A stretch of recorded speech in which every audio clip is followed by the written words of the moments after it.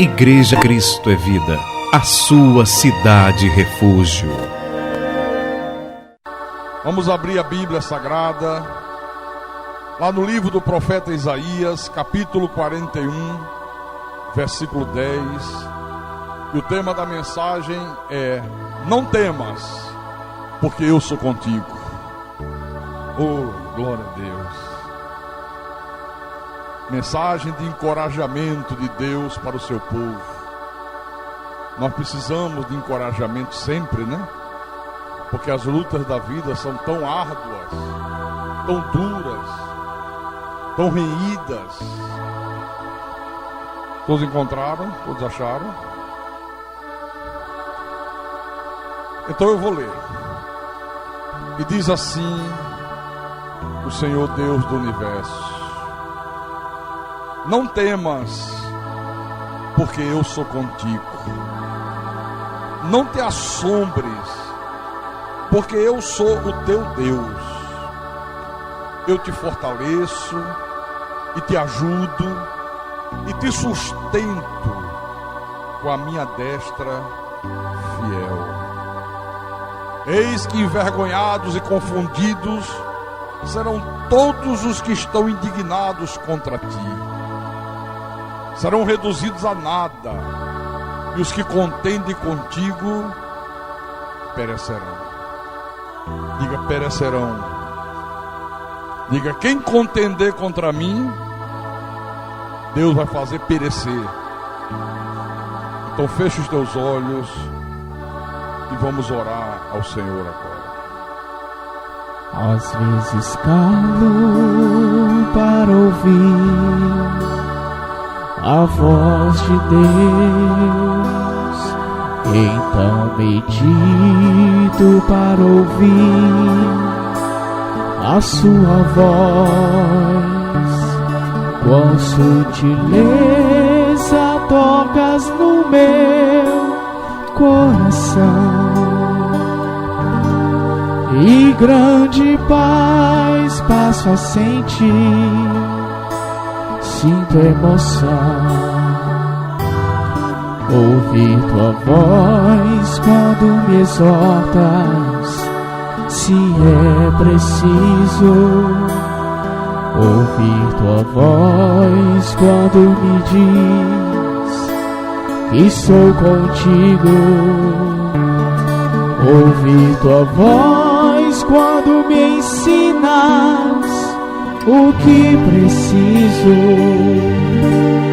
me faz sentir cada vez mais que sou teu filho.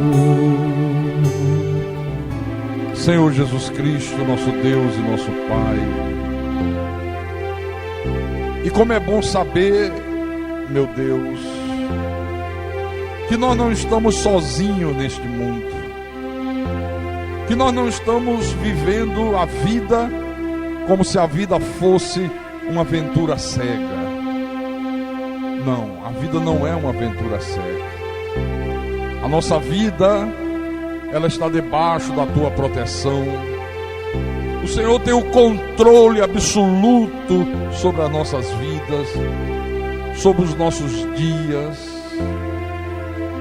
O Senhor diz na tua palavra para nós não temermos nada, porque o Senhor é conosco.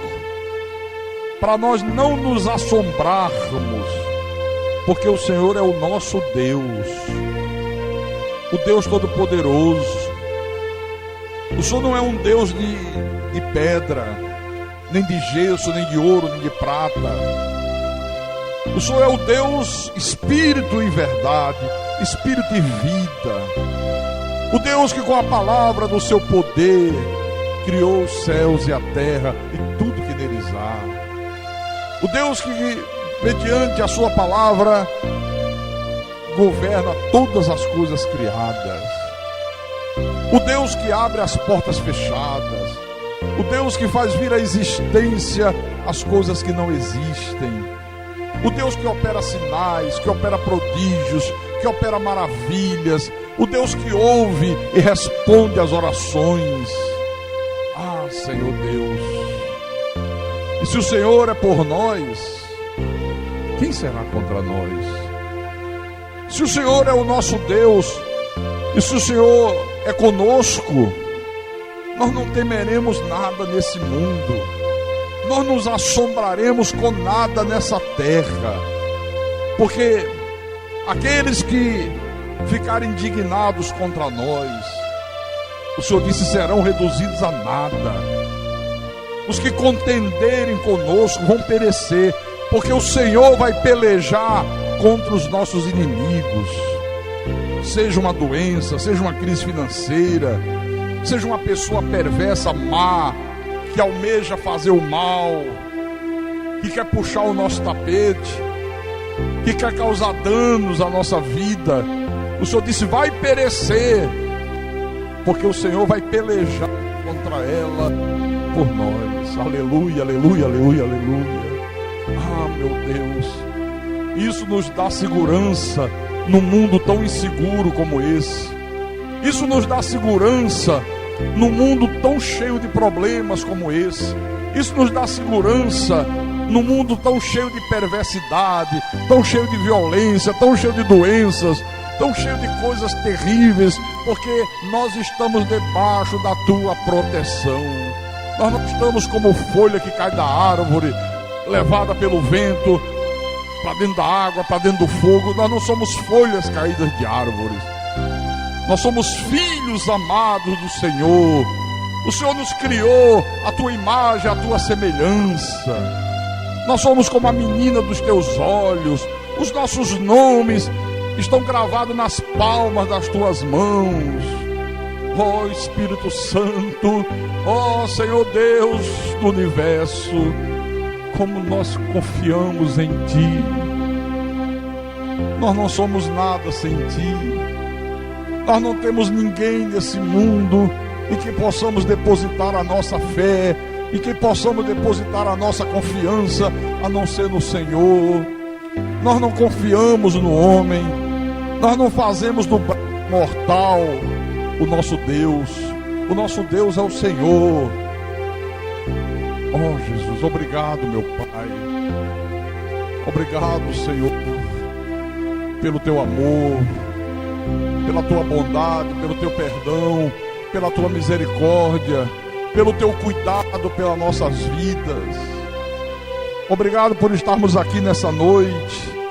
Somos pessoas privilegiadas, porque aqui nós ouvimos aquilo que nós precisamos ouvir. Aqui nós temos o privilégio de sentarmos à mesa e desfrutarmos do alimento sólido, que é a tua palavra. Mas a tua palavra sem mistura, a tua palavra sem doutrinas de homens, sem tradições mentirosas, sem paganismo, sem misticismo, sem diabolismo, a tua palavra pura.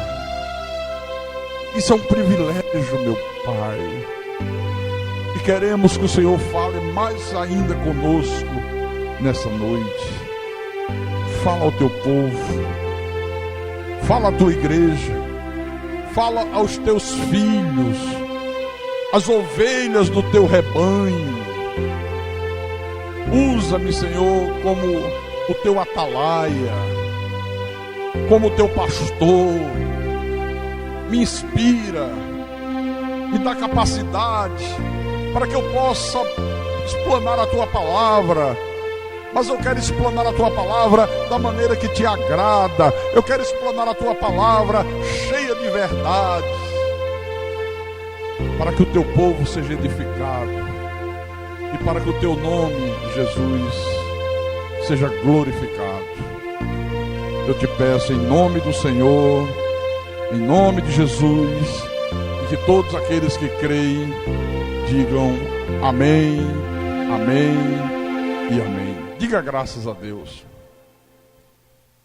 Meus irmãos amados, minhas irmãs em Cristo, Igreja Santa de Jesus Cristo, noiva do Cordeiro, povo de propriedade exclusiva de Deus. A Bíblia diz que nós somos a nação santa, o sacerdócio real, as labaredas de fogo, né? Bom, eu quero começar a minha mensagem lendo um texto que alguém mandou para mim através do e-mail. E eu achei muito interessante. Entendi que eu queria começar a mensagem lendo esse texto. Preste atenção. O professor entrou na sala de aula e resolveu fazer uma prova de surpresa para os seus alunos. Entregou a folha com a prova virada para baixo, como era de costume. Não sei se hoje ainda se faz isso nas escolas, mas naquela época o professor entrava, era prova, aí ele trazia aquele maço de folhas, aí ia de carteira em carteira, colocava virado para baixo. Ninguém podia desvirar antes, só podia desvirar na hora que ele mandasse, todo mundo junto. E assim esse professor aqui fez. Quando ele mandou que todos os alunos desvirassem a folha, para surpresa de todos, não havia uma só pergunta. Não havia nenhum texto, apenas um ponto negro no meio daquela folha branca. Aí o professor, diante da expressão de surpresa que todos os alunos estavam apresentando, ele disse: a prova é o seguinte, vocês vão escrever um texto, uma redação, sobre o que vocês estão vendo aqui. Todos os alunos, ainda confusos, começaram a escrever um texto sobre o que estavam vendo. Terminado o tempo concedido pelo professor, o mestre recolheu as provas e ali mesmo, na sala de aula, começou a ler todas as redações em voz alta, uma por uma. E todas elas, sem exceção, definiram aquele ponto negro, tentando dar explicações sobre o porquê da sua presença no centro daquela folha branca. Depois de ler todas as provas, o professor disse: essa prova não será para nota, ela apenas vai servir de aprendizado para todos nós. Ela vai nos trazer uma lição importante. E aí ele continuou e disse assim: nenhum de vocês falou sobre a folha em branco. Todos vocês, sem exceção, centralizaram as atenções de vocês nesse ponto negro. E assim também acontece em nossas vidas. Nós temos uma folha em branco inteira para observar, para aproveitar, mas sempre nos centralizamos nos pontos negros. A vida é um presente de Deus, é um presente que Deus dá a cada um de nós com extremo carinho e cuidado. Temos motivos de sobra para sempre comemorarmos a vida, a natureza que se renova, os amigos que se fazem presente, o emprego que nos dá sustento, os milagres que diariamente presenciamos. No entanto, insistimos em olhar apenas para o ponto negro. O problema de saúde, a falta de dinheiro, a decepção que sofremos com um ente querido, a decepção que sofremos com um amigo. Os pontos negros, diz o professor, são mínimos em comparação com tudo aquilo que temos diariamente dado por Deus. Mas são esses pontos negros que acabam povoando a nossa mente. Tire os olhos dos pontos negros da sua vida. Aproveite cada bênção, cada momento que Deus te dá. Creia que o choro pode durar toda a noite, mas a alegria vem ao amanhecer. Confie em Deus. Olha, irmãos, na vida espiritual também tem sido assim. Nós temos tantas coisas boas para olhar, nós temos tantas promessas maravilhosas de Deus. Nós vemos aí, com esses olhos que Deus nos concedeu, o poder maravilhoso de Deus na criação. Deus criou os céus, Deus criou a terra. Você olha, quando você sai da igreja aqui, olha para o céu, você vai ver, se não tiver com muitas luzes onde você passar, tiver mais escuro, você vai ver que há muitas estrelas, tem uma lua que brilha. Você acorda de manhã, a maravilha do sol, o calor que nos aquece, a luz que ilumina o dia. Você olha para a imensidão dos mares, para a beleza de um pássaro que voa, de uma rosa que desabrocha no jardim. E nós sabemos que Deus não apenas teve o poder de criar tudo isso, mas que Ele também está no controle de todas as coisas criadas.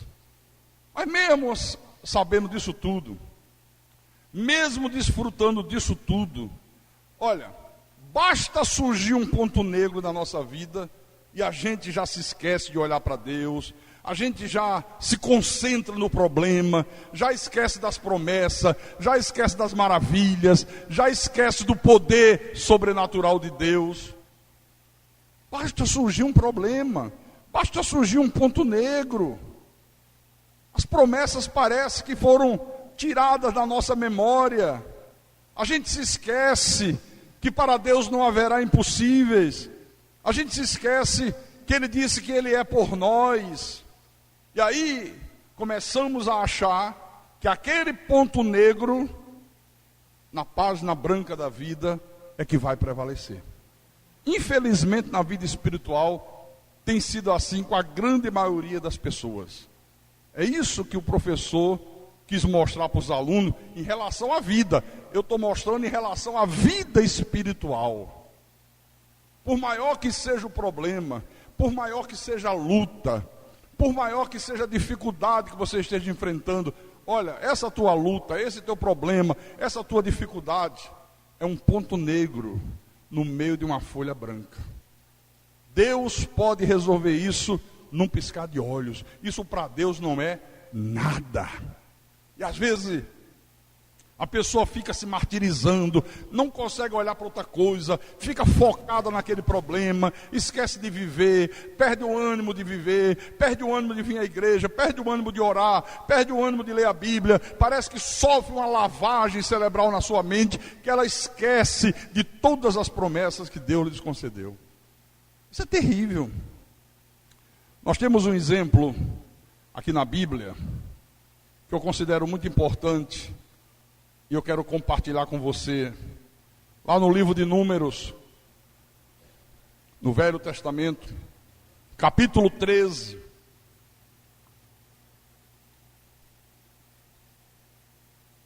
versículo 1 em diante. Todos os irmãos acharam?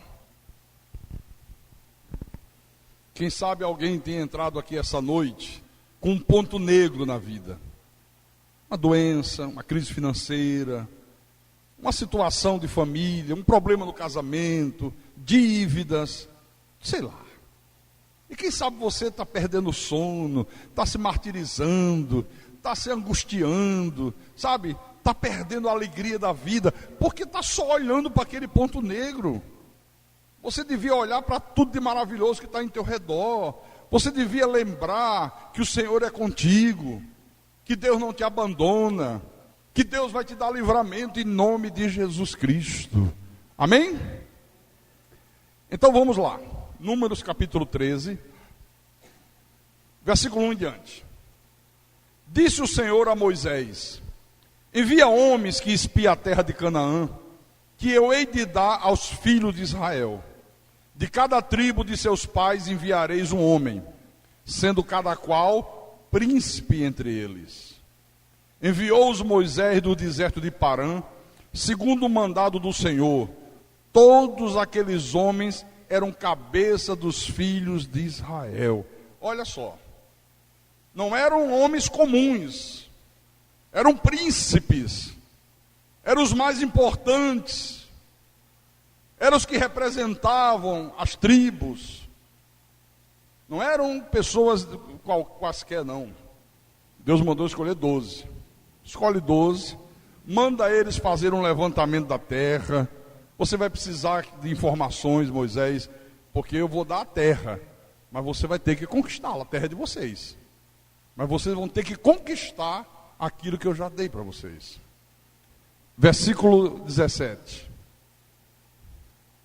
Enviou, pois, Moisés a espiar a terra de Canaã e disse-lhes: subi ao Neguebe e penetrai nas montanhas, vede a terra, que tal ela é, o povo que nela habita, se é forte, se é fraco, se são poucos, se são muitos. Quer dizer, como qualquer comandante de exército faria. Antes de entrar numa batalha, faz um levantamento. Como é que é o inimigo, quantos eles têm, quantos eles não têm, quais são as armas que eles possuem, né? Como é que eles estão, quais são as defesas, para você traçar uma estratégia de combate. Esse era o objetivo aqui de fazer espiar a terra. E qual é a terra em que habita, se boa ou má, e que tais são as cidades em que habita, se eles habitam em arraiais, se habitam em fortalezas, também qual é a terra, se é fértil ou estéril, se nela há matas ou não, tem de bom ânimo, e trazei do fruto da terra. Eram aqueles dias, os dias das primícias das uvas. Assim, subiram e espiaram a terra, desde o deserto de Zim até Reobe, a entrada de Ramate. E subiram pelo Neguebe, e vieram até Hebron. Estava ali Aimã, Sesai, Talmai, filhos de Anak. Hebron foi edificada 7 anos antes de Zoan, no Egito. Depois vieram até o vale de Escol, e dali cortaram um ramo de vide, com um cacho de uva, o qual trouxeram 2 homens numa vara, como também romãs e figos. Este lugar se chamou o vale de Escol, por causa do cacho de uva que ali cortaram os filhos de Israel. Olha só, a terra era tão boa e não poderia ser diferente, porque Deus disse: eu vou levar vocês para uma terra boa, terra que mana leite e mel. Que eles cortaram um galho de uma videira, tinha um cacho de uva, e esse cacho de uva foi transportado por 2 homens. Tiveram que colocar sabe? E o cacho de uva preso, os 2 carregam. Dá para você imaginar isso? A grandeza disso aqui. Todo mundo maravilhado. Puxa vida, que espetáculo, que coisa maravilhosa. Bom, mas não parou por aí. O versículo 25 diz o seguinte: ao cabo de 40 dias, voltaram de espiar a terra. Caminharam e vieram a Moisés e a Arão e a toda a congregação dos filhos de Israel no deserto de Parã, a Cádiz. Deram-lhe contas a eles e a toda a congregação e mostraram-lhes o fruto da terra. Relataram a Moisés e disseram: fomos à terra a que nos enviaste, e verdadeiramente mana leite e mel, este é o fruto dela. Olha, começou a incredulidade. Verdadeiramente, Moisés, mana leite e mel, não é que é verdade? Quer dizer que eles estavam achando que Deus falou por falar? Quando Deus disse: olha, eu vou levar vocês para uma terra boa, terra que mana leite e mel. Quando eles viram o tamanho do cacho de uva, voltaram e fizeram o relato para Moisés: olha, seu Moisés, verdadeiramente ela mana leite e mel. Não é que é verdade o que Deus disse? É como aquela pessoa que passa por uma situação de perigo, Deus dá livramento, e ela diz: não é que é verdade o que está na Bíblia, que o Senhor, eis que eu sou contigo? Quer dizer, isso é uma incredulidade perversa, né? Quer dizer que só acreditou depois que viram. Mas aí começa o festival de incredulidade. Até agora estava tudo bem. Aí no versículo 28, eles disseram: o povo, porém, quando vem esse porém, meu irmão, olha, a incredulidade vem atrás.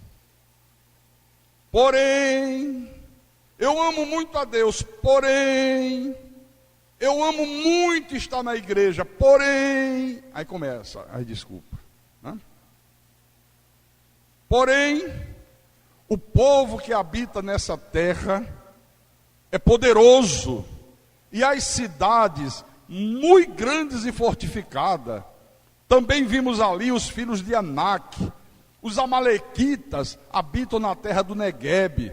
Os heteus, os jebuseus e os amorreus habitam na montanha. Os cananeus habitam ao pé do mar e pela ribeira do Jordão.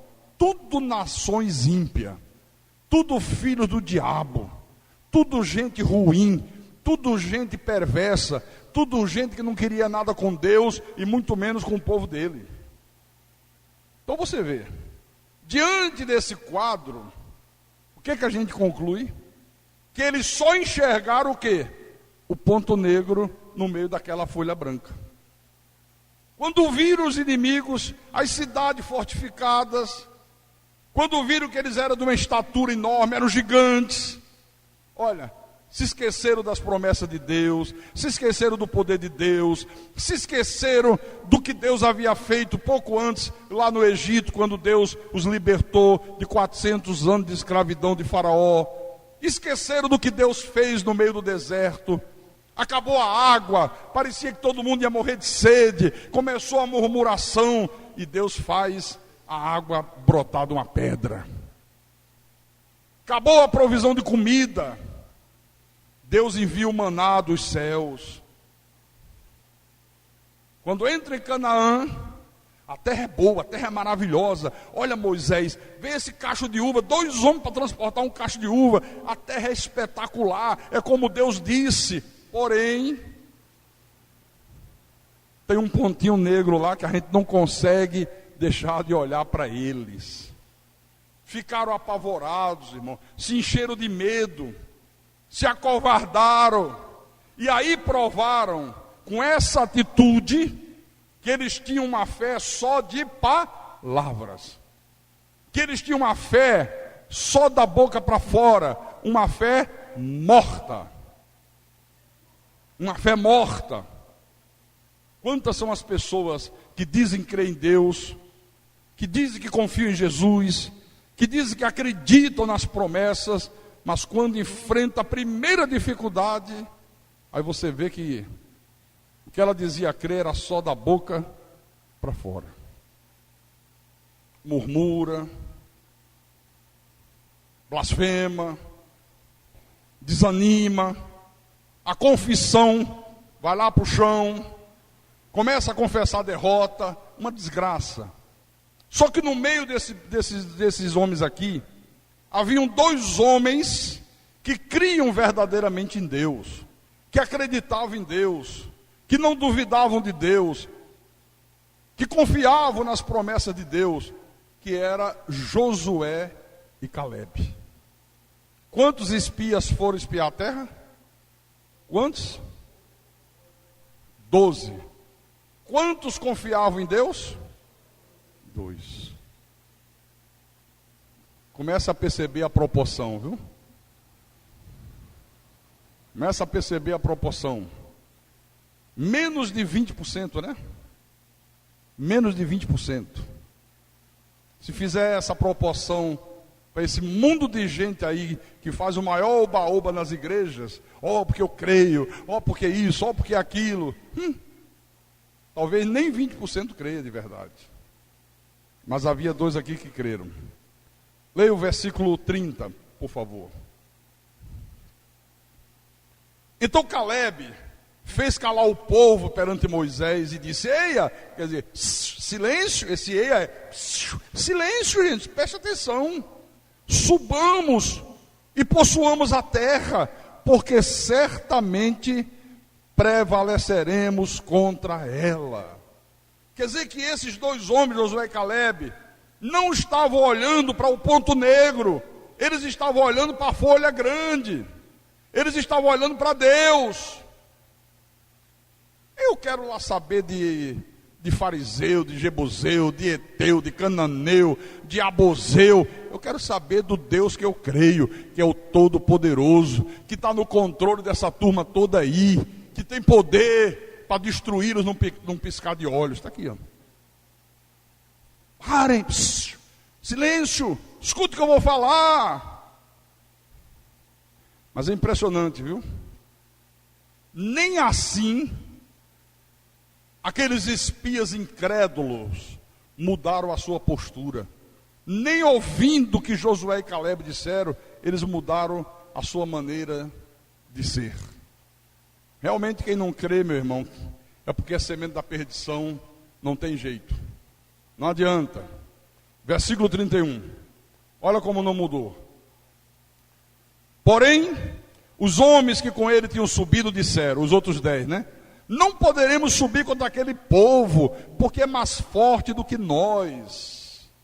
e diante dos filhos de Israel, infamaram a terra que haviam espiado, dizendo: olha, a terra pelo meio da qual passamos a espiar, é terra que devora os seus moradores, e todo o povo que vimos nela são homens de grande estatura.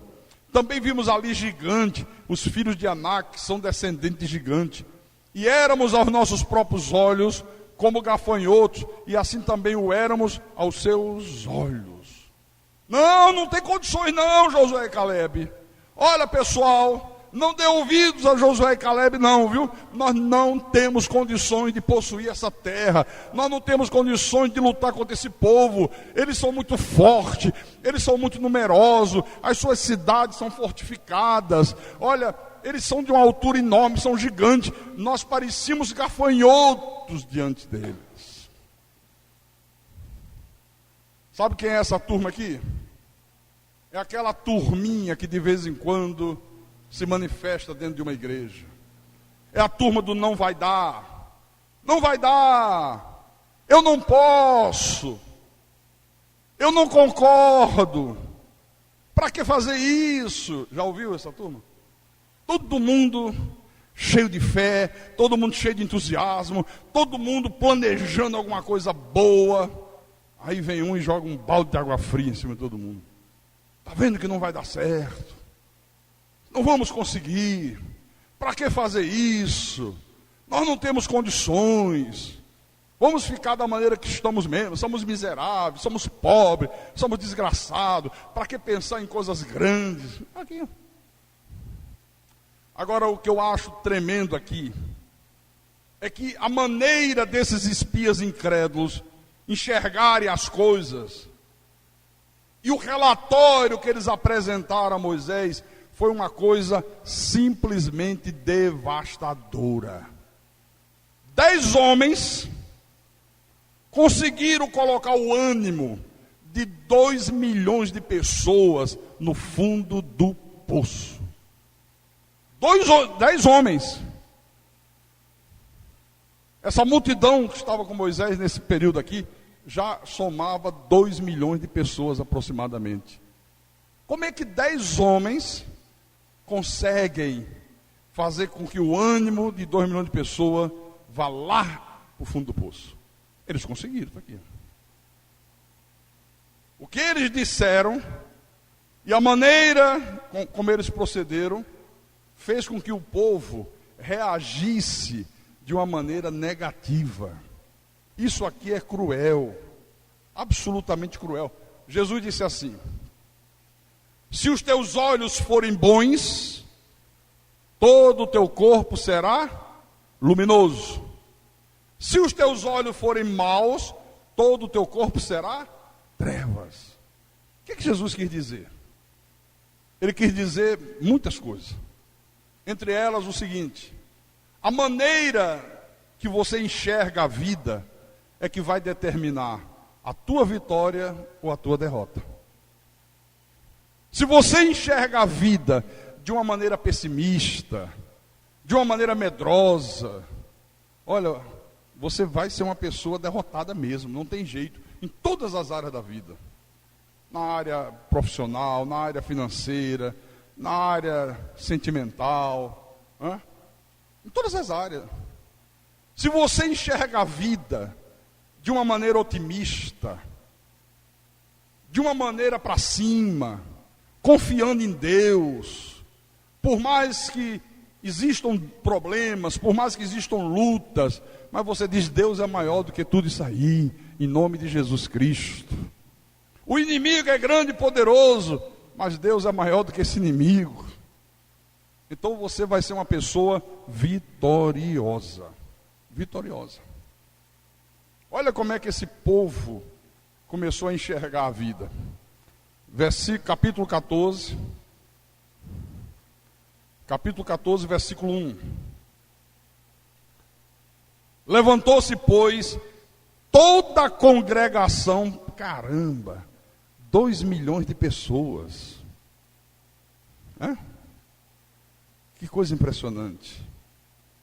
Hitler, um homem só, conseguiu envenenar a mente de todo um país. e fazê-los acreditarem naquela época que eles eram uma raça pura, que só eles deviam prevalecer na terra. Como é que pode um homem sozinho conseguir colocar isso na cabeça de todo mundo? 10 homens envenenaram a cabeça de 10 milhões de pessoas, de 2 milhões de pessoas.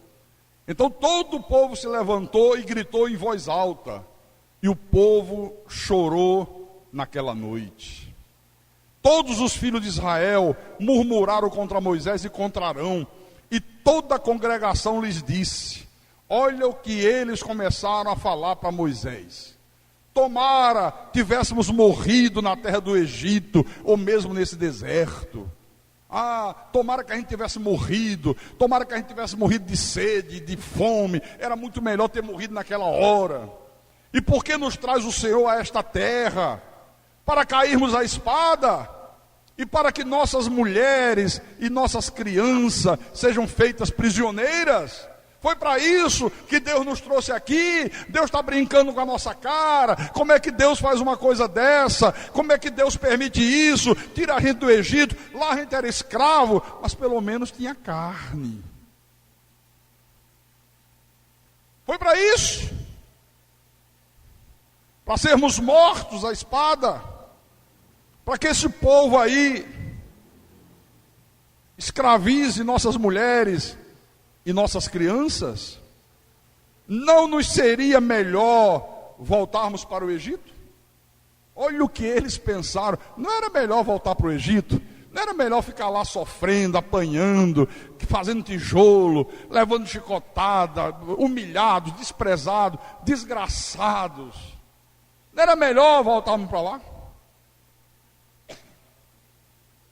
Tem gente quando enfrenta problema diz: era melhor eu continuar lá fora no mundo. Será que não era melhor no tempo que eu bebia todas as noites? Será que não era melhor eu voltar para os forróis? Foi para isso que Jesus me trouxe à igreja, para enfrentar essas lutas, para enfrentar essas dificuldades. E aí se vai. E aí se vai. E diziam uns aos outros: levantemos um capitão e voltemos para o Egito. Queremos saber desse negócio de Moisés, não. Esse Moisés não está com nada. Tudo desse Moisés é com Deus. Esse pastor Carlos não está com nada. Esse pastor Carlos, tudo dele é que Deus está no controle, é que Deus é soberano, é que a gente pode todas as coisas. Olha o problema que eu estou enfrentando. Onde é que tem outra igreja para eu ir? Vai, volta para o Egito. Vai para o Egito. Vamos levantar outro líder, para que a gente volte para o Egito. Vamos voltar. Vamos voltar para a lei. Vamos voltar para a iniquidade. Vamos voltar para a macumba. Vamos voltar para a podridão do mundo. Então, Moisés e Arão caíram sobre o seu rosto perante a congregação dos filhos de Israel. Irmãos, o povo que Deus havia libertado do Egito, o povo que viu Deus mandar 10 pragas sobre o Egito, o povo que viu Deus fazer daquele faraó, que achava que era Deus, gato e sapato, o povo que viu a maravilha de Deus abrir as águas do Mar Vermelho, e eles passaram a pé enxuto, e todo o exército de Faraó, o exército mais poderoso daquele tempo, ser totalmente destruído nas águas do mar. Tudo isso esse povo viu. Quando encontraram a primeira dificuldade, quando viram que para ter a terra tinham que enfrentar os inimigos, blasfemaram contra Deus, murmuraram, acharam que Deus não era de nada. Para que Deus nos trouxe aqui? Para a gente morrer à espada? Para nossas mulheres, nossas filhinhas, nossas crianças vão se tornar escravos desse povo? Foi para isso que Deus trouxe a gente aqui? Esse Deus não é de nada. É isso que eles estavam dizendo aqui, ó. Quer dizer que eles tiveram uma visão negativa.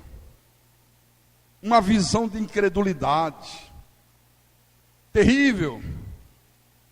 Só que 2 homens tiveram uma visão completamente diferente. Eu louvo a Deus, irmãos, porque os meus olhos são bons. Viu? Os meus olhos são bons. Eu vejo tudo com otimismo. Às vezes as dificuldades são horríveis, terríveis, mas eu estou sempre acreditando que a vitória final será nossa, em nome de Jesus Cristo. E se eu não tivesse essa visão, eu acho que essa igreja aqui não existiria mais, sinceramente, viu? Mas eu tenho olhos bons, porque o que eu já encontrei de gente para me desanimar, o que eu já encontrei de espias incrédulos, para dizer, não adianta, não vai dar, não invente isso, não faça aquilo, para que pensar de comprar terreno para construir igreja? Não, fica assim mesmo, está tudo bom, isso vai dar muito trabalho, isso vai requerer muito esforço. Olha o que eu já enfrentei de espia desse tipo aqui, você não faz ideia. Só que haviam 2 que tinham olhos bons, que tinham uma visão diferente. Aqui no versículo 6, diz: E Josué, filho de Num, e Calebe, filho de Jefoné, dentre os que espiaram a terra, rasgaram as suas vestes, se indignaram, ficaram revoltados com aquela incredulidade perversa. Rasgar as vestes é chutar o balde. Tem hora que tem que chutar o balde, para mostrar que a coisa não é dessa maneira, que a coisa não é assim, que tem um Deus que é Senhor. Não vamos baixar a cabeça, não vamos temer, não vamos murmurar. Então, rasgaram as suas vestes e falaram a toda a congregação dos filhos de Israel, dizendo: a terra pelo meio da qual passamos a espiar é terra muitíssimo boa. Ela não é boa não, ela é muitíssimo boa, ela é extraordinária, e não podia ser diferente, porque Deus só nos dá coisa muitíssimos boa. Diga graças a Deus. Aí eles disseram: se o Senhor se agradar de nós, então Ele vai nos fazer entrar nessa terra, Ele vai nos dar essa terra, terra que mana leite e mel. Tão somente façam jejum. Se vocês jejuarem, a vitória está garantida. Não? Não é isso que está na Bíblia de vocês? Não, desculpa. Tão somente faça uma corrente de 12 sextas-feiras, ungindo a cabeça com óleo e as orelhas com enxofre. Aí a vitória está garantida para tudo quanto é lado. Óleo na cabeça, enxofre nas orelhas, meu irmão, aí pronto, está tudo certo. Jesus, não. Tão somente não sejais rebeldes contra o Senhor, e não temais o povo dessa terra, porquanto, como pão, os podemos devorar.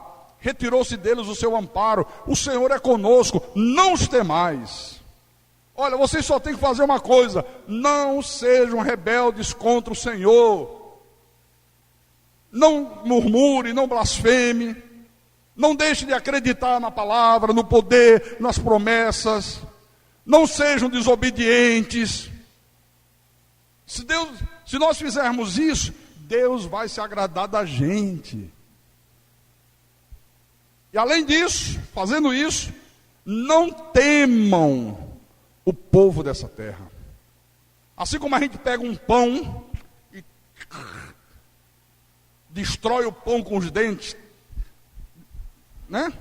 A gente tritura o pão. Nós vamos destruí-lo da mesma maneira. Olha, com a mesma facilidade que a gente destrói um pão, nós vamos destruir esse povo aí, porque o Senhor é conosco. Eles não têm o amparo de Deus, nós temos, nós somos de Deus. Que coisa impressionante, né? Enquanto 2 milhões de pessoas diziam: nós não somos capazes de conquistar Canaã, Josué e Caleb dizem: não, nós somos capazes sim. Vamos em frente. Vamos agir com coragem, vamos agir com força, vamos agir com intrepidez, vamos agir com determinação, pois nós temos Deus ao nosso lado. Olha, irmãos, o fato de você ter Deus ao teu lado não significa dizer que você não deva agir com força, com coragem, com determinação. Não significa dizer que você não tem que lutar. Tem que lutar. Sem lutas não há vitórias. Como é que uma pessoa pode dizer eu sou vencedor se ela não tiver ganho alguma coisa? Você enfrentou quem para ganhar? Ninguém, mas eu sou. Não, você não ganhou nada. Como é que você é vencedor? Vencedor é quem ganha. Por isso que sem lutas não há vitória. Quer dizer que Josué e Caleb, eles não enxergaram o tamanho do problema.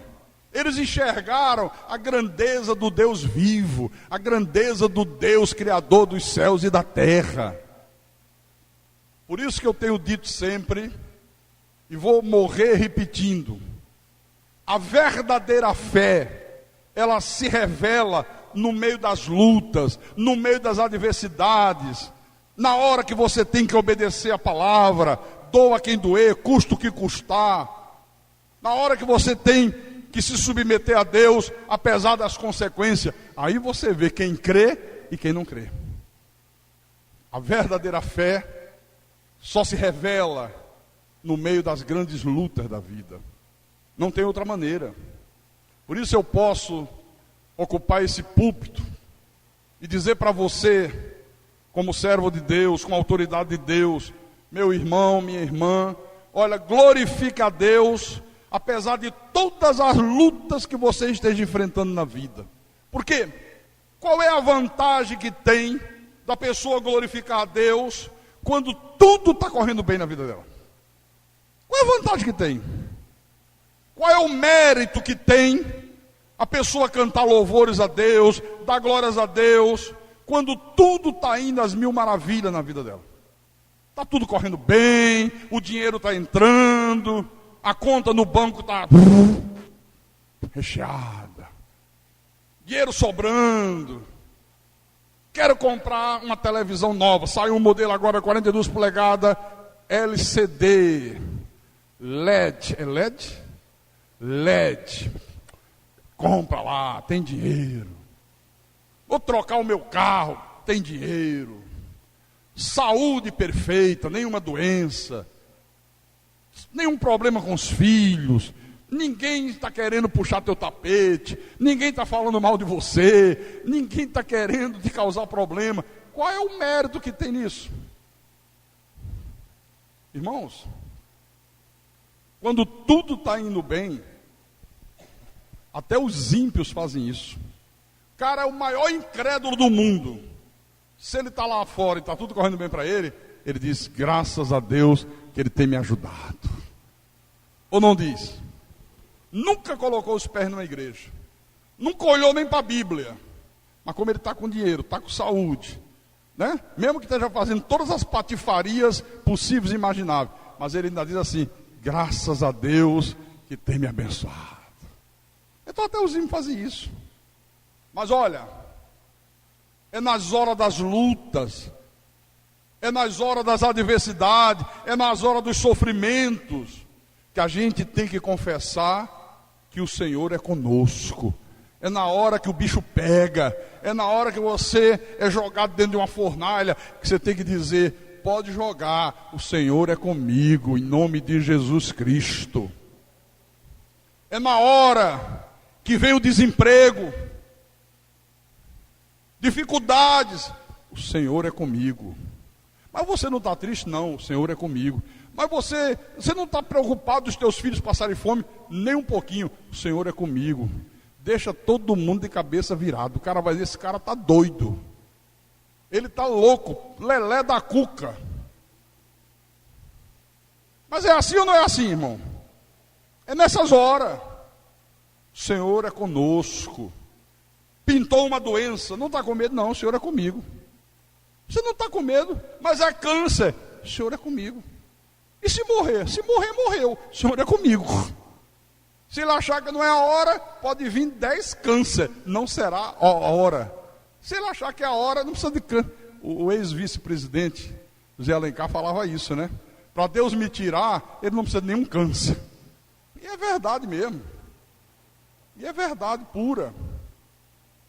Então é nessas horas difíceis, duras, amargas, doloridas, que a gente tem que confessar em alto e bom som, mas confessar tirando lá das entranhas: o Senhor é comigo. O Senhor é comigo. Olha, Josué e Calebe, esses dois homens aqui demonstraram uma fé viva. Eles demonstraram uma confiança inabalável em Deus, uma certeza absoluta de que Deus existe e que se torna o quê? Galardoador dos que o buscam. E eles disseram: o Senhor é conosco. Não foi na hora do bem bom, foi numa hora extremamente difícil.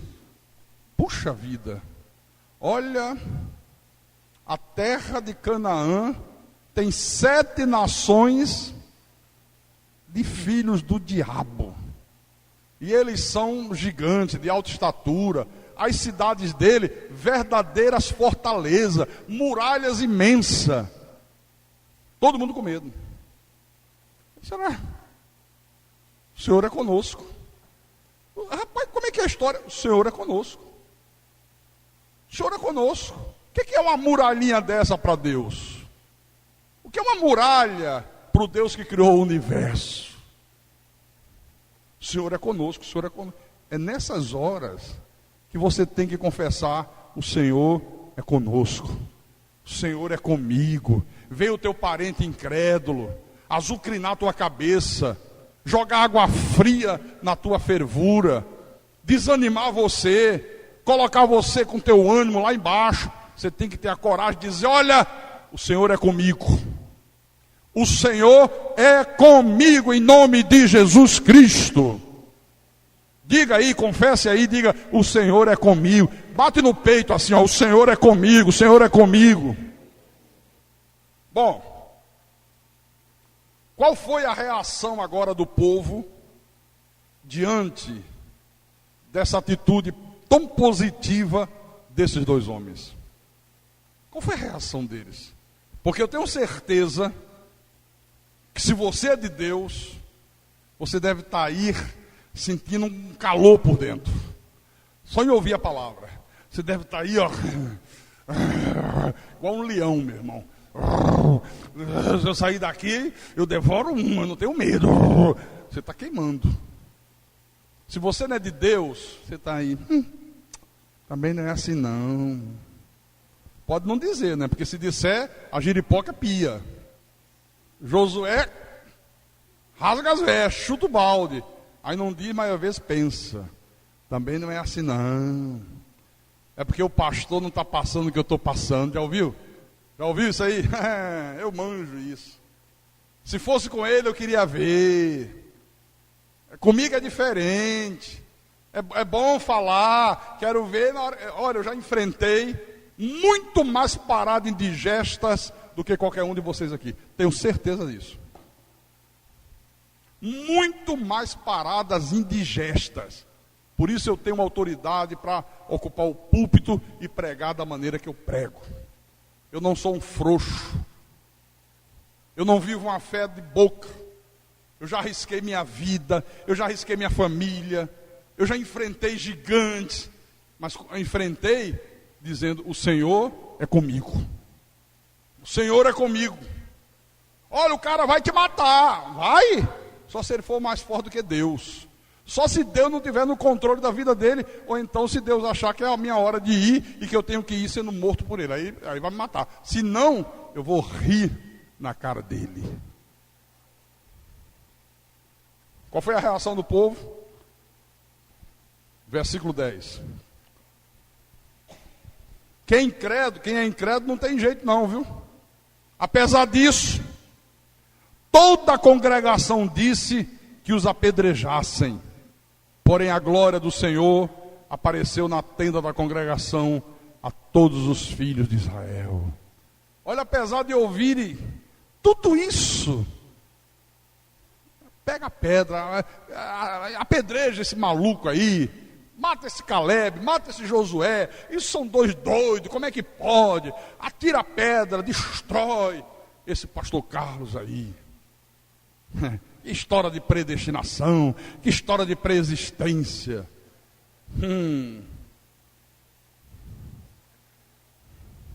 Me fizeram um convite para participar de um debate pela internet. Os internautas cristãos. Nós já ouvimos falar muito do senhor. O senhor toparia participar de um debate? Perfeitamente. Marcaram a hora. Foi ontem, de 10 da manhã até quase 1 hora da tarde. Depois à tarde, disseram, vamos continuar o segundo round? Bora! Mas o senhor já batemos muito do senhor.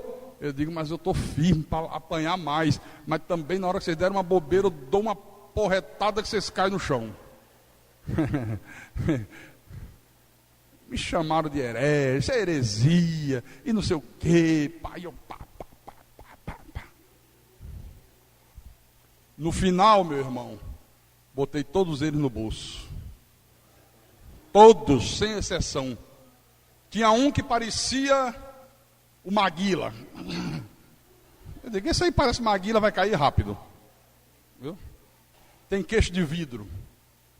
Terminou, cara, meu amigo, me deu e-mail, dá para o senhor mandar umas mensagens para mim, e olha, vomitou, porque eu tenho um curso de teologia, minha mulher é bacharelada, meu pai é não sei o que das quantas, nós somos da polícia militar, eu sei de tudo, eu conheço a Bíblia, e eu digo, é?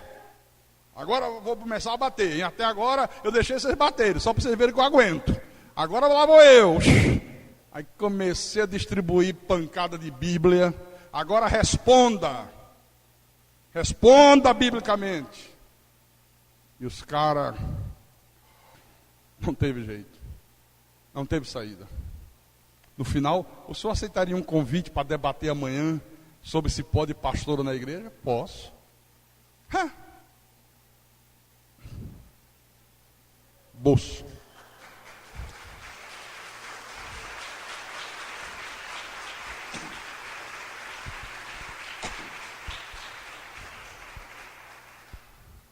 Então, olha que coisa interessante, irmãos. A verdadeira fé, ela desperta o ódio. Despertou ódio. Pega a pedra, apedreja. Por que desperta o ódio? Por quê? Porque a verdadeira fé, ela revela a incredulidade dos outros. É como o verdadeiro evangelho. Por que o evangelho da graça desperta tanto ódio? Por quê? Por que uma atitude como essa de Josué e Caleb despertou ódio nesse pessoal? A ponto de querer apedrejar. Porque a fé de Josué e Caleb estava desmascarando que eles não tinham fé em Deus. Eram tudo um bando de mentirosos. Um bando de falso. O verdadeiro evangelho desmascara o falso evangelho. Faz a pessoa enxergar que o que ela está pregando ou o que ela está crendo não está de acordo com a verdade, é contrário a Deus, é uma falsidade, é uma imitação barata, é uma imitação chinesa ou paraguaia. Aí desperta um ódio violento. Está aqui. E nada é mais abominável a Deus do que a incredulidade. Você sabe o que Deus fez? Deus chamou Moisés e disse, Moisés, é o seguinte, vou destruir todo mundo agora. Não vai ficar um nem para contar a história. Aí Moisés, mas depois você lê em casa. Mas Senhor, olha, as nações da terra conhecem os teus feitos. Se o Senhor acabar com todo mundo e ninguém entrar na terra, eles vão dizer, tá vendo? Esse Deus deles é um Deus fraquinho. Só conseguiu trazê-los até aqui. Olha, acabou com tudo. Não é merecedor de crédito. Deus disse, tá bom, mas já que você quer que seja... Você quer que entre, para eles verem que eu sou Deus. Tá bom. Então vamos fazer o seguinte. Nenhum dessa geração aí vai entrar na terra.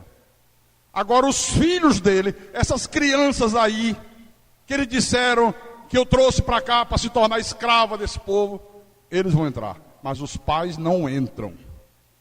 Os adultos vão morrer todos. Eles espiaram a terra durante 40 dias. Eles vão ficar 40 anos no deserto. Ficaram rodando no deserto durante 40 anos. Morreu todos. Só ficou a nova geração. Quando não tinha mais nenhum, Deus disse, agora vocês entram. Entrou eles e Josué e Calé. Nem Moisés entrou. Nem Moisés teve direito de entrar. Porque quem tinha que ter tomado a frente era Moisés, não era Josué e Caleb. Quem devia estar falando o que Josué e Caleb falou, era Moisés. Mas Moisés, sabe-se lá porque cargas d'água, se intimidou. Não é que ele não cresce em Deus, mas por algum motivo se intimidou. Então Deus diz também, Moisés, não entra. Você também não entra. Você devia ter tido outra postura. Você devia ter encarado essa gente aí. Amém, irmãos? Amém?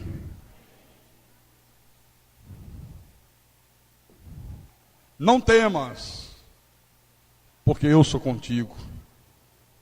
Não te assombres, porque eu sou o teu Deus.